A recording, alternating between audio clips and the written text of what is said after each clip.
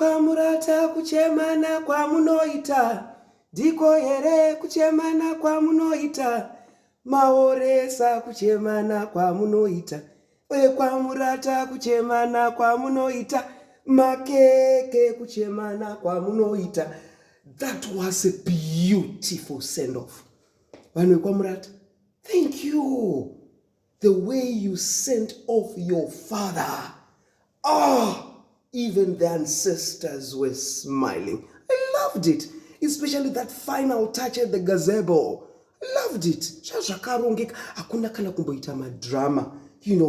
And I once again pay my condolences to my former bestie Kamchacha.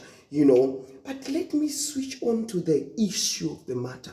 Vanondikarira vachitisenda simudza kuti sei baba harare vasina kuenda kunochema baba wafeni.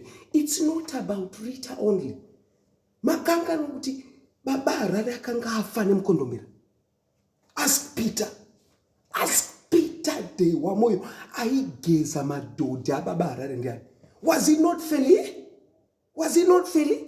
Just because now hakuna mata akukanganwa vanhu vakamugeza matuzvi. Like really? Who dares that? Baba harare, order. Order.